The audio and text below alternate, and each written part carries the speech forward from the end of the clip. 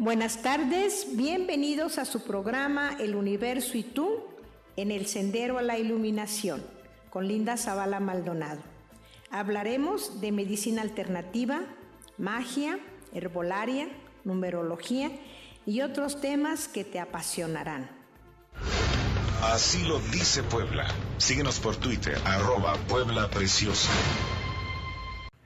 ¿Qué tal? Muy buena tarde, mi nombre es Javier Rojas y en ausencia de la conductora y productora Linda Zavala Maldonado, les damos la más cordial bienvenida. Muchísimas gracias para estar con nosotros en una transmisión más del Universo y tú.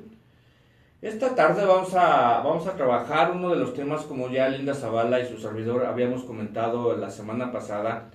Vamos a abordar un tema sumamente delicado, y lo digo de esta manera porque a mí en lo particular me agradaría que este tipo de información se diera en planteles como primarias, secundarias, bachilleratos. Y vamos a tocar el tema de la epilepsia infantil. Esta tarde está con nosotros, nos acompaña en el Universo y tú, la psicóloga clínica Alejandra Corona Hernández.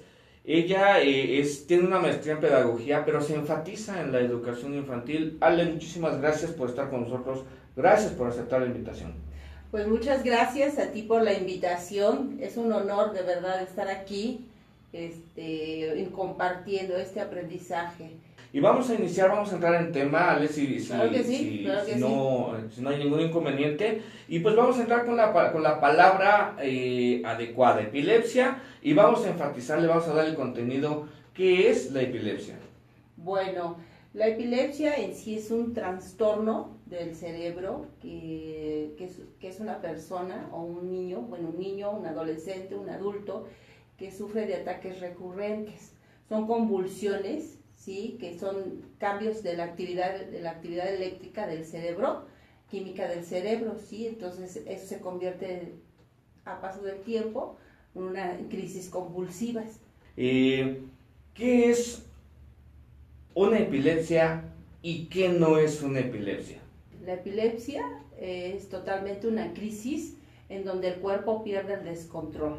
Hay que estar muy pendientes porque es ya una situación de 3 minutos. Cuando pasa una crisis de esas situaciones de 3 minutos ya es una crisis convulsiva como tal, a diferencia de un ataque.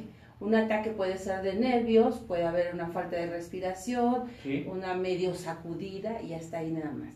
Pero ya una crisis hay síntomas muy característicos, es una situación de sudoración constante en las manos, sudoración constante en la cabeza, dolor de cabeza, que muchas veces se puede confundir con una cefalea, un dolor de cabeza. Entonces, cuando un niño nos dice, ¿sabes qué? Tengo muchos dolores frecuentes en la cabeza o adormecimiento, entonces ahí son síntomas que probablemente podrían ser características para tener situaciones de epilepsia. Sí, fíjate, Ale, que en algún momento, coloquialmente, nosotros conocemos o escuchamos cuando alguien comenta, ¿sabes qué? Es que al niño, a la señora, al señor le dio un ataque. ¿Es lo mismo la epilepsia a un ataque? No. ¿En qué se diferencia? Bueno, hay diferencia? Porque el cerebro automáticamente es una subitación eléctrica muy elevada, ¿sí? Que pasa de 3 minutos. Eso es muy importante, tener en cuenta el tiempo. Sí. Antes de 2 minutos, de 3, es un ataque de nervios, una situación que se puede controlar. Pero pasando de 3 minutos, entonces ya es una epilepsia, porque hay una desconexión ya del cerebro. Entonces, al haber todo el cuerpo se va a convulsionar, va a perder el control cognitivamente del espacio en donde se encuentra y empieza la salivación.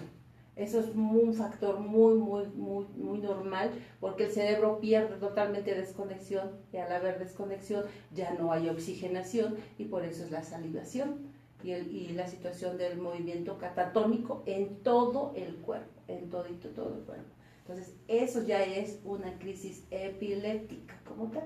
Antes de 2 minutos solo es un ataque, nada más de nervios, de situaciones, emociones, y hasta ahí nada más, pero que sí requiere la atención. Eso no quiere decir que no requiere una atención médica, claro que sí la requiere, porque habría que ver por qué pasó ese ataque, qué es lo que está pasando emocionalmente, porque bueno, lo sabemos que como psicólogos estamos en ciertas situaciones que toda la gente comprenda que la parte emocional es muy esencial para no desembocar a este tipo de enfermedades fisiológicas, ¿sí? Entonces, eso sería como que esa situación no dejar de atender tanto un ataque como una situación de crisis, que ya un doctor, con base a ciertos estudios, él va a saber identificar, ¿sí? Entonces, algo muy importante que yo trabajo en lo que es en USAER, en el nivel de la modalidad de educación especial. ¿Qué es el USAER para los que no conocen? Bueno, mira, el USAER, qué buena pregunta que haces, porque definitivamente a veces los papás y los alumnos son atendidos por este servicio en sus escuelas y no saben ni por qué están ahí. Entonces, mira, el USAER es una unidad de servicios, atención a escuelas regulares. ¿Qué es esto? Es un servicio complementario para apoyo a niños con necesidades educativas especiales dentro de una escuela regular. ¿Qué es lo que se está buscando? La inclusión de alumnos con este tipo de características y situaciones que tienen enfermedad, que muchas veces los papás identifiquen, no maestra, como para qué lo traigo si tiene un ataque de epilepsia, y cómo se van a burlar de él y no van a atenderlo, y muchas situaciones. Entonces el USAER es una institución o una orientación, un servicio que apoya a los maestros para orientarlos de todo este tipo de situaciones, ¿sí? Más que nada, ahí nosotros, el área de trabajo social, que es el área que yo ocupo, que yo desempeño, yo me hago una historia clínica, ¿no? Cuando, por ejemplo, tenemos un niño con un ataque, por decir, y todavía no sabemos si es nada más un ataque o es una convulsión. Entonces el niño no pasa con nosotros, se hace una historia clínica en la cual pues nosotros preguntamos a la mamá, porque definitivamente la mamá pues es la que tuvo al bebé, la que concibió al bebé, llevó al bebé durante los 9 meses y ella nos puede decir la información.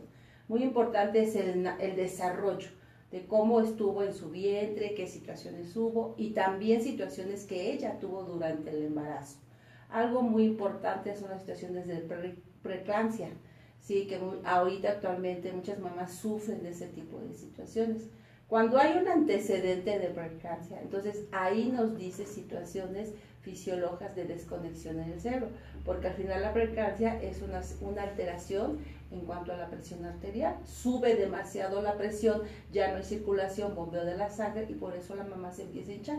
Entonces ahí hay un antecedente muy importante y que debemos de tener cuidado las mamás cuando están embarazadas de esas situaciones, ¿sí? Entonces nosotros hacemos esa historia detallada, investigando del embarazo, qué pasó, situación, cuando nació.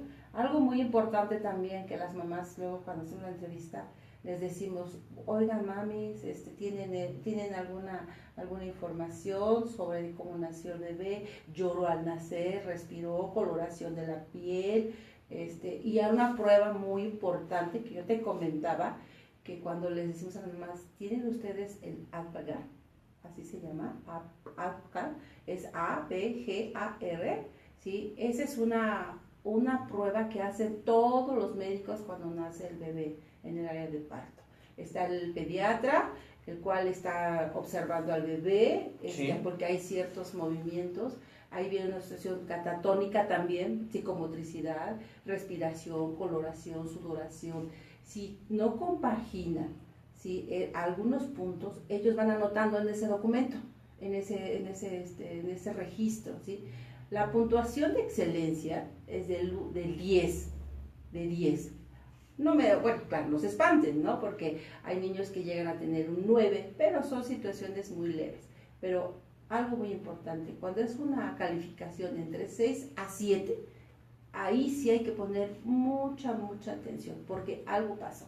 Algo el pediatra identificó que probablemente en su desarrollo, ¿sí? En su desarrollo va a presentar alguna situación. Por ejemplo, pues empiezan situaciones por ejemplo, de no saber, de no conectarse, situaciones de lenguaje, situaciones de mirar, sobre todo no saber mirar bien, de motricidad, no mueven su cabecita, sus brazos no los alzan. Entonces, cuando nosotros preguntamos, por eso siempre preguntamos, lo más normal que un niño, que un bebé empiece a tener funcionamiento adecuado es a partir de los 3 meses. Cuando nos arrojan situaciones importantes de lenguaje, motricidad, alimentación, si le dieron lactancia materna, si mamó o no mamó, todo eso nosotros vamos recabando. A partir de los 3 meses, si todo nos da un sí, eso quiere decir que fue un niño adecuadamente bien atendido y no tiene ninguna situación. Pero si ya nos dicen, hay un desfase, no es que sabes que no emitía sonidos. Pues porque un niño emite sonidos pues desde que nace, desde el primer 2, 3 semanas, ya en la actualidad mucho más, emiten sonidos y entonces ahí te das cuenta que hay bebé en la casa, ¿sí? Cuando ya no emiten sonidos, es ahí donde nos debe de llamar la atención. Entonces debemos revisar ese documento en la placa. No, mira, muy buena información, muchísimas gracias. Pues sí, porque fíjate que es algo muy cierto cuando nosotros abrimos un expediente clínico. Y cuando preguntamos precisamente el psicodesarrollo y todo lo que conlleva desde el primer segundo que está afuera del estómago ese niño, por decirlo así de forma coloquial. Sí. De ahí la mamá principalmente pues sí desconoce este tipo de información y pues bueno, es vital a través del tiempo cuando llegan con nosotros. Entonces, pues sí, es algo muy bueno. Y pues bueno, ahora, tú hablabas de este tipo de situaciones, pero ¿desde dónde, o mejor dicho, a qué edad se puede presentar ya la epilepsia? Bueno, en sí la epilepsia se puede presentar exactamente desde el vientre materno. Desde el vientre materno puede haber una desconexión. Sí. Dependiendo la salud física de la mamá. Porque si la mamá tiene una situación de anemia, puede desembocar una crisis. ¿Por qué? Porque el cerebro no está sustrayendo los nutrientes adecuados que debe de tener para su desarrollo. Primordialmente, cuando empieza el feto a desarrollarse, sí, pues es el cerebro. El cerebro es como que la parte fundamental para que empiece a desarrollarse el corazón, ¿sí? Claro. Es algo muy primordial. El cerebro y el corazón son los primeros signos vitales de vida. Pero si hay una alteración en cuanto a la mamá, o tiene una alteración la mamá, y no se da cuenta de una anemia, puede ahí desembocar situaciones, porque falta oxigenación, no hay nutrientes. Entonces eso quiere decir que hay situaciones que podrían ser identificadas con ese tipo de situación. Sin embargo, no puede desembocar eso exactamente, pero sí puede desembocar otra sintomatología, ¿no? Entonces, pero son situaciones que sí podrían ser causantes de situaciones de epilepsia. Algo muy importante también, la genética. La genética aquí es importante. Actualmente, ahora sí que cuando orientamos a las mamás y les decimos, ¿saben qué? Pues ahora sí que tenemos que preguntar, pues, ¿qué padece la pareja? ¿Qué padece la familia? Porque es donde nos damos cuenta que genéticamente, cuando hay una situación, una sintomatología, se viene hereditario de generación en generación. Pueden pasar 2 generaciones y no pasa nada, pero a la tercera generación puede suscitarse nuevamente. La genética es importantísima también identificar. De forma genética, ¿qué es lo más común que se pueda dar para una epilepsia? Con gente que podríamos hablar, diabética. Sí. ¿Adicta? Sí, adicta, diabetes, hipertensión arterial, sí, una situación de tiroidismo. Ok. Sí. También el tiroidismo, también es el hipertiroidismo, el hipotiroidismo, el tiroidismo, también son desencadenantes para situaciones epilépticas, porque volvemos a lo mismo, o sea, hay una desconexión del sistema en general, y pues eso puede desencadenar también crisis epilépticas en un futuro. No necesariamente ser epiléptico, ¿sí? Pero sí puede desencadenar una crisis convulsiva, que con atención ya bien clasificada, bien clarificada con el especialista, pues ya se puede atender. ¿Qué tan en la escala del 1 al 10, Ale, cómo puedes calificar la información de una epilepsia infantil dentro de un plantel primaria, secundaria, bachiller? ¿Hay esa información? Pues mira, definitivamente es lo que se está buscando en USAER, abarcar todo tipo de institución, desde ese Sí. nivel, desde preescolar, para informar a los maestros. Aunque a veces cuando llegamos, pues los maestros les decimos, ¿saben qué? Pues intenten informarse, ya está muy cercano a tengamos que atender a todo ese tipo de alumnos. Hay maestros que se niegan precisamente por la corresponsabilidad que lleva esto. Sin embargo, nosotros tratamos de orientarlos, de decirles cómo es la sintomatología, cómo son las situaciones para que ellos identifiquen, ¿sí? Pero si yo te podría decir que de una escala del 1 al 10, estamos apenas en 5. Definitivamente el ser humano debemos de entender que todos reaccionamos de diferente manera y nos desarrollamos de diferente manera. Por eso mismo nosotros como psicólogos, Sí. como especialistas debemos innovar en nuestra información, tener situaciones, información reciente, ¿sí? Mira, yo tengo una escuela, precisamente la atiendo como USAER en Acatepec, en el municipio de San Andrés Cholula. Ahí tenemos un alumno identificado con epilepsia. Desde el primer año de primaria lo tenemos y lo atendemos. ¿Actualmente qué edad tiene? Actualmente, ahorita el niño va en 5º año, te estoy hablando entre 10 años el niño.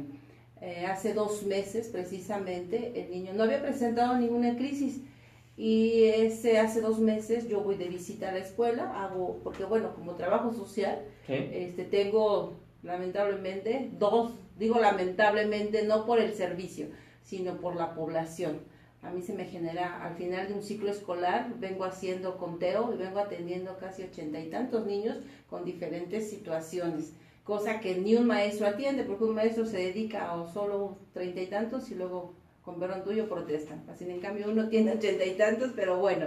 Entonces, este niño pues no había presentado ninguna situación, lo tenemos en estadística como problema de aprendizaje, porque definitivamente la epilepsia no está dentro de la gama de atención en educación especial. Desafortunadamente. Desafortunadamente. Sabemos que la epilepsia tiene un desfase y una situación cognitiva que va a permear su situación de aprendizaje. Sin embargo, el CEP no lo tenemos clasificado como una atención en sí. Y estaría excelente. Sí, claro que sí, todo ese tipo de situación. Entonces nosotros tenemos a este niño con problemas de aprendizaje y lo tenemos monitoreando y le digo, sufrió esa crisis, pero la crisis ya pasó de los 3 minutos. Estábamos alrededor de entre 5 a 6 minutos y el niño no podía detenerse esa crisis. Se tranquilizó, se monitoreó, se habló a la mamá, llegó y inmediatamente se intercepta a la mamá. Llegó la ambulancia, porque definitivamente ya era un niño que debía ser atendido en su clínica para control. Se investiga con la mamá. Había situaciones emocionales. Algo sí muy importante, la parte emocional es esencial para este tipo de pacientes. Es fundamental. Es algo que de cuidado. ¿Cómo pega emocionalmente, inicialmente al paciente y posteriormente como familia? Bueno, mira, emocionalmente este niño, por la situación, la mamá estaba lógico con su papá del niño. Los se separan, Sí. El niño lógico, pues esa situación de incongruencia, que por qué se separaron, bueno. Pero la situación fue que la mamá se junta con otra persona. Esta persona de ahí tienen otro bebé, pero él era el más chico. Okay. ¿Qué viene esa situación? Que al ser el más chico, pues el niño atendido, el consentido de mamá, viene, se embaraza de otra persona y tiene otra bebé. Entonces el niño estaba conteniendo los gastos económicos, porque también el medicamento hasta cierto punto el sector salud lo da, pero cuando dice no tengo, pues los papás tienen que comprarlos. Y los medicamentos de ese tipo, pues equivalen hasta de 500, pasan de 500 pesos. Okay. Y es un control diario. Y estamos hablando que ya está interviniendo psiquiatría. Claro que sí, está interviniendo. El tratamiento psiquiátrico en un epiléptico promedio de tiempo. ¿En qué situación? ¿En la atención? En el proceso de terapéutico. No, mira, pues es algo que va acompañado paralelamente. O sea, cuando ya es una situación de epilepsia, o sea, se les dice a los papás, es un niño que de por vida tiene que estar con control médico, medicación, psiquiatría y psicología. Sí, porque ese niño tiene que descargar lo que tiene emocionalmente para que precisamente no se desencadene una crisis. Okay. Y que pueda desembocarse y pase más de los 3 minutos. Entonces ahí investigamos y la mamá no le había dado el medicamento.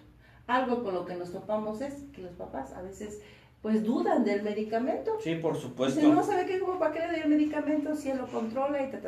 Entonces, ahí no había medicamento y por consiguiente la crisis superó más de los 3 minutos. O quizás al igual sea si lo hablamos de una forma muy común, de una forma muy coloquial, a lo mejor ese es el pretexto de decir se me olvidó darle el medicamento, cuando sabemos que el medicamento psiquiátrico es carito, Sí. y más si es por vida. Sí. Vamos, si tan solo bueno, creo que tú lo sabes que mi especialidad son adicciones. Sí. Entonces, cuando yo refiero o canalizo a un adicto a psiquiatría, bueno, pues hay veces que los procesos, dependiendo el daño neuronal reversible, pues puede ser si bien le va desde 3 meses, como puede ser 1 año, 1 año y medio. Pero el mantenimiento en cuestión de la farmacoterapia, que es la que da psiquiatría, pues bueno, es cara y es cansado, es desgastante. Sí. Entonces imagínate ahora este tipo de situaciones como un niño epiléptico, y más cuando se le detona, se le diagnostica, se le confirma que ya automáticamente pues es de por vida, ¿no? Sí, es de por vida. Algo muy también son los estudios de control, porque Sí. También no nada más una sola vez hay que hacer el estudio, ¿no? O sea, el cerebro va creciendo, va desarrollándose y va modificando todo se va modificando. Entonces, dependiendo la edad que tiene el niño, cronológicamente va cambiando, va modificando. ¿Qué hay que hacer primero? Es una descripción, por ejemplo, hay que ver, por ejemplo, este niño que tuvo una crisis más de 3 minutos, lógico que le preguntaron, bueno, ¿cuánto duró más? Si hubo mucha salivación, si el niño intentaba controlarla, no intentaba, o sea, todos son síntomas que hay que tener presentes. Otra situación es un examen físico, porque probablemente también un niño con epilepsia, lógico, no puede tener anemia. Y hay que tener un control, por decir, del niño sano, ¿no? Llevarlo a su peso, que tenga vitamina, que tenga nutrientes adecuados.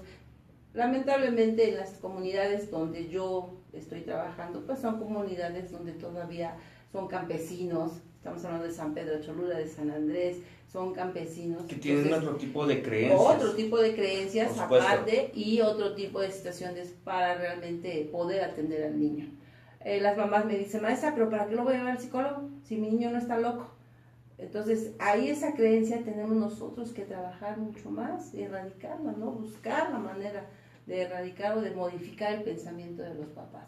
Entonces hay que tener una identificación, un examen, una evolución, un examen de la situación cardíaca, una situación de un examen a nivel de neurología, que es algo muy sencillo, es un electroencefalograma.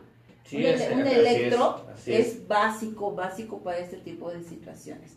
Ya va generalizando dependiendo del daño. Después de un electro va una situación, si no se controla y esas crisis son muy frecuentes, muy frecuentes, claro, con la minoría de tiempo, pero son muy frecuentes, entonces ya nosotros referimos, ya con ayuda del especialista, una tomografía. ¿Sí? Una tomografía sencilla, hay sencilla y hay con contraste. ¿Aplica un mapa cerebral? Exactamente, también un mapeo cerebral también, y eso nos va dando, vamos conjuntando esa información y ahí vamos definiendo. Ya algo mucho más grave, que ya el niño cognitivamente está perdiendo la movilidad, la psicomotricidad, el lenguaje, ya no interactúa emocionalmente, hay una situación ahí muy grande y dolor constante en la cabeza, entonces ya se manda a hacer una resonancia magnética, ¿sí? Y esa resonancia ya es con un contraste, y sí, a veces cuando los papás se les dice algo así, pues su bolsillo sí despega. Los despega demasiado. Sí, por supuesto. Y lamentablemente por el Seguro Popular sí existe ahora sí que el aparato adecuado en el Hospital del Sur, sí existe, pero está con una lista enorme. Impresionante. Bien, Ale, la institución en la cual tú laboras de forma excelente, ¿tiene conocimiento de algunos lugares, de algunas fundaciones que puedan apoyar este tipo de gente? Sí, mira. ¿Sí lo existe en Puebla? ¿Sí lo hay en Puebla? Pues mira, sí, bueno. Luego así que diría Linda Zavala, ¿sí lo hay en Puebla? Pues mira, yo he estado trabajando con ese tipo de situaciones. Siempre busco especialistas, colegas, doctores, médicos, altruistas. Es difícil, pero sí todavía existe.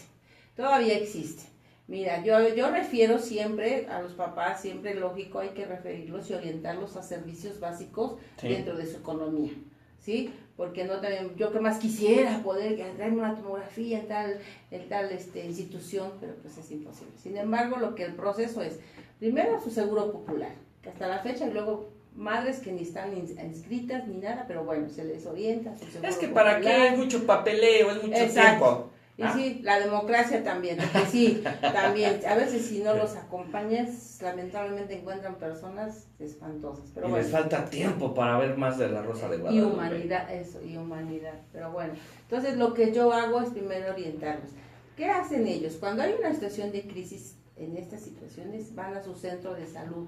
Tienen que ir a su centro de salud y ahí existe un médico general, no un médico especialista, pero un médico general refiere a la hospitalización. Si la crisis fue muy alta, situaciones ya no se pudo manejar, se sobresale, entonces se refiere a la hospitalización de su comunidad, más cercana a su comunidad, dependiendo la ubicación, la dirección, etcétera, etcétera. ¿Sí? Eso es lo básico, con decir lo que conlleva el gobierno y lo que nos pide.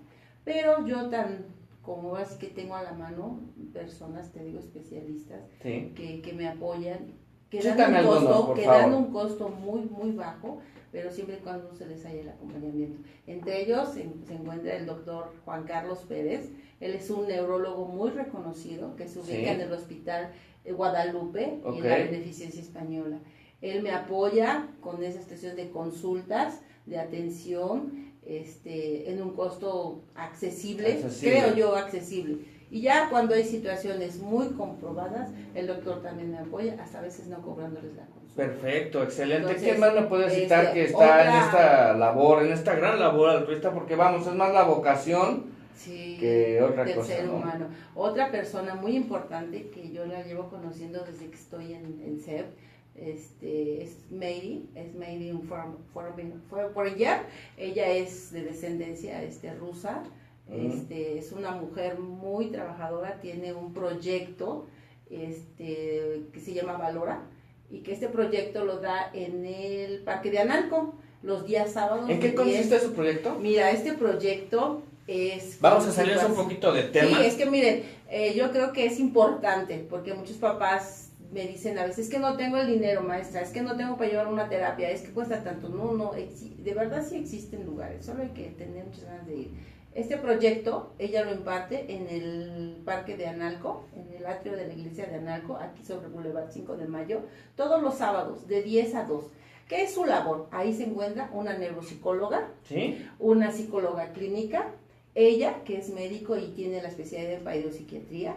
Entonces, los días sábados hacen actividades de todo tipo, en cuanto a la alimentación, control de la alimentación, creatividad, situaciones de danza, atención terapéutica, pláticas de orientación para los padres, para este tipo de situaciones y atender a sus hijos, sin costo alguno. Uy, está excelente, pues felicidades, esa sí es realmente la vocación. Pues a ver si a través de este medio o podamos contactar a esta excelente Paido y pues posteriormente que venga a compartir el conocimiento, conocerla, reconocerle su labor, porque es una labor que, vamos, lo que es adicciones, lo que es educación especial, y lo que son demencias seniles y preseniles, son realmente trabajos, como decimos coloquialmente, es talacha que mucha gente no quiere hacer. Muchos les gusta ponerse la bata y nada más decir yo soy aquel, como dicen por ahí, pero a la hora de tener al paciente enfrente, pues ya es completamente diferente. No tengo el gusto, pero mi reconocimiento para esta persona, y pues esperemos que nosotros podamos tener el contacto posteriormente y nos pueda acompañar en el programa. Regresando al tema, Ale, ¿hay alguna estadística reciente sobre este tipo de situaciones que se presente de epilepsia? Mira, yo creo que sí hay que retomar esa situación que creo que yo es muy importante. Yo traigo una información y es muy reciente, apenas en el 2017. Uy, sí, mira, nada más. Que nos dice situaciones de epilepsia y que son algo muy notorio y que sí debemos de tener cuidado a la hora del nacimiento. Yo les mencionaba que la parte del nacimiento es primordial. Y aquí nos dice de una tabla. Y siempre preguntar por el Apgar. Sí, mamá. ¿Cuánto tiene de Apgar? De verdad, pongan mucha atención en ese documento. A veces la carga de trabajo no llegan a darlo, o como desconoce la madre que tiene derecho a pedir ese documento, porque es algo que lo tiene que tener salud. Sí. El sector salud, que darnos a nosotras las mamás como más nuestros hijos. Sí, fíjate que estoy atendiendo a un jovencito de 15 años y cuando yo estaba abriendo el historial clínico, le pregunté a la mamá por lo que debe de ser y ella me dijo, por cierto, Lick, le comento que mi hijo Apgar tuvo 9, pero lo dijo con un orgullo, dije, perfecto. Entonces ahí es donde es algo muy bueno y eso y ahorita al propósito lo estamos haciendo nuevamente en enfatizar esa parte porque es sumamente importante. Sí, definitivamente, ¿no? Y por eso esta tablita se añade mucho a esa información y nos dice que situaciones de epilepsia tiene un 2.15%, es una situación muy alta, ¿sí? Que por asfixia al nacimiento. Uy. Estas son situaciones que, por ejemplo, cuando se retrasa el embarazo, cuando anímicamente no están bien, se adelanta el embarazo, todo es, o prematuro el nacimiento. O que consumen alguna adicción, algunas sustancias psicoactivas, desde el tabaco. A veces fíjate que lo que tú acabas de mencionar es muy importante porque las mamás, cuando les preguntamos adicciones, me dicen no, yo no fumo, yo no tomo drogadicción, yo no tomo droga, nada.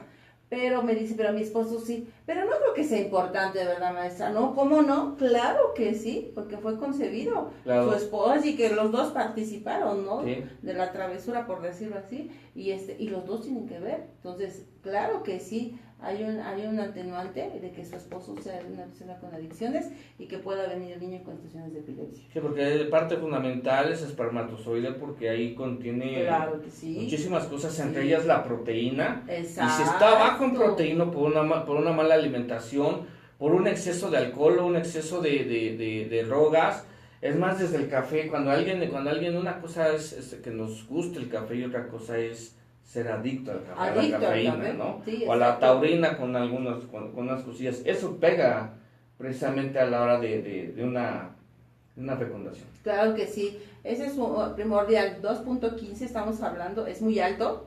Asfixia al nacimiento, ¿sí? Otra situación, lo que yo decía, la genética. Estamos hablando de antecedentes serofamiliar de epilepsia, ¿sí? Que es 2.1, o sea, es muy alto. Son situaciones muy altas. Otra situación muy importante, tenemos que tener muy en cuenta que también cuando están embarazadas las mamás sufren de infecciones urinarias. La mamá cuando está embarazada comprime mucho lo que es la situación de los riñones por el espacio, entonces sufrimos con infecciones urinarias muy constantes.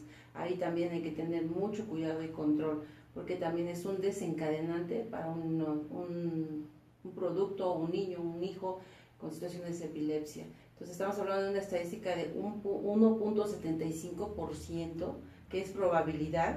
Entonces ahí sí hay que poner importancia mucho. ¿Estas estadísticas son a nivel nacional? Sí, es a nivel nacional. Es con base a una investigación que se hizo en el estado de Acapulco, de Guerrero, porque ahí por las situaciones se presentaron situaciones de epilepsia muy constantes y se lleva a cabo esta investigación y de ahí se saca esta estadística. Sí, entonces imagínense, si estamos hablando de un estado nada más, entonces a nivel país. Entonces, sí, es muy importante, ¿no? Se incrementaría, imagínense, ¿no? Entonces, sí. Aquí estos datos nos están diciendo que hay que tener importancia en eso. Otra situación también, infección de vías respiratorias. Ahorita con los cambios de clima, ¿sí? Los niños tienden mucho a enfermarse de anginas, de infecciones, todo ese tipo de contraer, ¿sí? Entonces, algo que puede desencadenar una situación epiléptica es una temperatura muy alta también. Ahí hay que tener mucho cuidado. Con la temperatura normal corporal de un niño es de 36 a 37. Esa es normalidad. Después de 37, aunque dicen no tiene 38, aguas, ahí sí hay que poner mucho cuidado, llevarlo a su médico para que lo revise y vea, porque puede de ser un desencadenante para situaciones de epilepsia, ¿sí? Entonces estamos hablando de esa situación. Aquí la preeclampsia está muy baja, pero no tampoco menos importancia, lo que yo les decía, con un control de la mami, pues puede prevenir una situación de epilepsia, pero es una causa. Estamos hablando del 0.79%, pero sí está un punto 79 que casi al llegar al 1, a nosotros es importancia, ¿no? Entonces eso sí hay que tener mucho cuidado, ¿sí? Una situación otra más es nacimiento prematuro, por nacimiento prematuro, que se adelante el parto, que el bebé nazca pues a los 8 meses. Aquí es un dato muy chistoso, siempre me ha llamado la atención, ¿no? Que cómo es posible que un bebé que nace de 8 meses se le complica mucho para consolidar su nacimiento, su desarrollo. Sin embargo, un niño que nace a los 7 meses es más probabilidad de que pueda desarrollarse. Es algo muy chistoso. Más sano, ¿no? Ajá, y dices, qué chistoso, no, pues tiene 8 meses, se supone, pero no, da la situación de que en los 8 meses a los 9 es como que se complementa, por decir, el bebé, se acaba, por decir, de hornear. La fase final, ¿no? Exacto, todo tiene maduración los pulmones, tiene maduración el color, el lo están corazón. pintando. Ándale, sí, la verdad sí. Ya lo están y eso es jalapeando. importante, ¿no? Y aquí nos dice esa situación que pues tenemos que tener por nacimiento prematuro, también tener mucho cuidado cuando nacen los bebés antes de tiempo. Entonces, en eso nos dicen que hay que tener cuidado. ¿Qué decimos aquí? Que hay que tener mucho cuidado, que la mamá cuando esté embarazada, tener cuidado de estas situaciones para que no se desemboque en la situación de epilepsia. Ok. ¿Sí? Ale, ¿qué le recomendarías para todas aquellas personas que tienen algún familiar, que tienen algún conocido, que tienen algún compañero, ya sea de trabajo, ya sea de escuela? ¿Qué les recomendarías como atención o como primeros auxilios en una epilepsia? Bueno, como primeros auxilios es primero tener, yo sé que es difícil tener tranquilidad, lo sé que es difícil ante algo que desconocemos. Sin embargo, nosotros generamos energía. No se nos olvide que el cuerpo humano y el ser humano es energía. Si por ejemplo la persona, en este caso la mamá, el papá, el maestro, ¿sí?, está en esa situación y ve una crisis en un infante, en un niño, tener control, tranquilizarse, porque si el niño detecta que el maestro está en crisis, va a generar más estrés en el niño. Sí. Y puede esto ocasionar la crisis con tiempo más extendido, ¿no? Entonces tranquilizar, agarrar al niño, incorporarlo, siempre buscar la manera de que el niño esté acostado de forma paralela, nunca de lado, porque entonces la salivación lo podría ahogar, porque encorva los pulmones, sí. No hay respiración y podría ahogarse. Entonces hay que tenerlo totalmente boca abajo o hacia arriba más que nada, abrirle espacio, que respire y poner en los dientes, entre los dientes un lapicero. Para que no se muerda la lengua. Para que no se muerda la lengua. O los labios. Y hablarle, tranquilízate, estamos contigo, tomarle las manos, para que él sienta que hay alguien que lo está sosteniendo. Cuando les da esta crisis, créanme, es increíble. Los niños buscan no ponerte en estrés a ti. Y ellos mismos te miran fijamente. Como diciendo, estoy bien. Estoy bien. Solo denme espacio para que yo pueda salir adelante. Ale, por último, esta parte, mito o realidad. Cuando les untan el alcohol, les dándole la cebolla. No, eso no es adecuado. No es adecuado ni el alcohol. Algo muy importante, no se les ocurra a ningún niño con ningún golpe en la cabeza cuando se caiga, darle alcohol. Porque el alcohol, al respirarlo, automáticamente hay muerte de neuronas. Bueno. ¿Sí? Entonces, esencial. Esencial. Nunca tenemos ese mito de que las abuelitas nos volvían conscientes con el alcohol. Nada que ver. O con la cebolla. Exacto, no. Hay muerte de neuronas. Lo más agresivo es el alcohol. A lo mejor la cebolla, porque es algo natural, pues hasta cierto punto. Pero de verdad que no, yo les invito a que no hagamos ese tipo de situaciones, ese tipo de imitaciones. El niño, claro, va a volver, pero ¿por qué? Porque es algo que entró a su cerebro, algo muy fuerte y que automáticamente, ahora sí que el cerebro, las neuronas dicen, ¿qué es esto? Y va a volver en sí, pero va a haber un daño irreversible.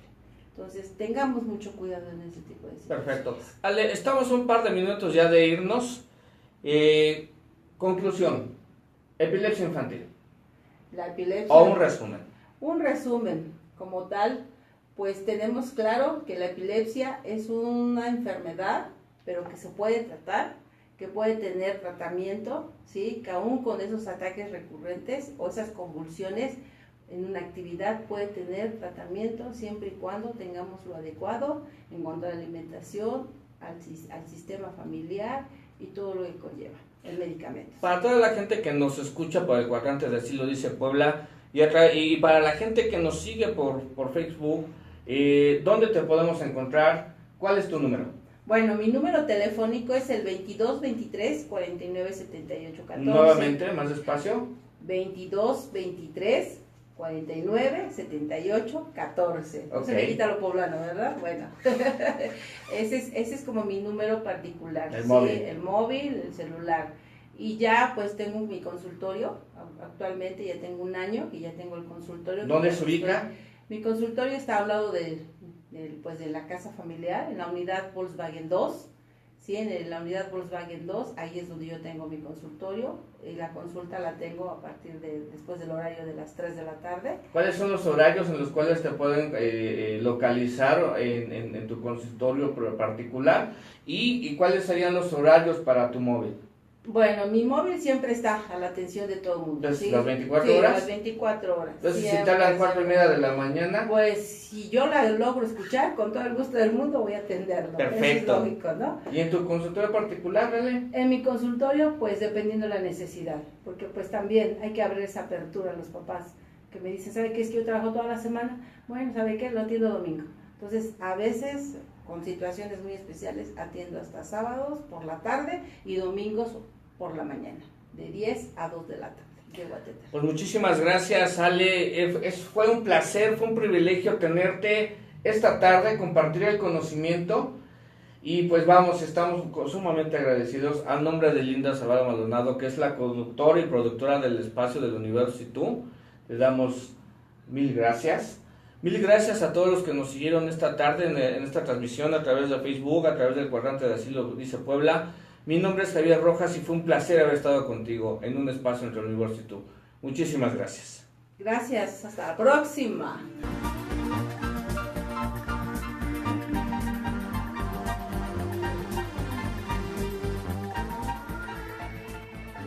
Esta tarde terminamos una edición más del Universo y tú en el Sendero a la Iluminación.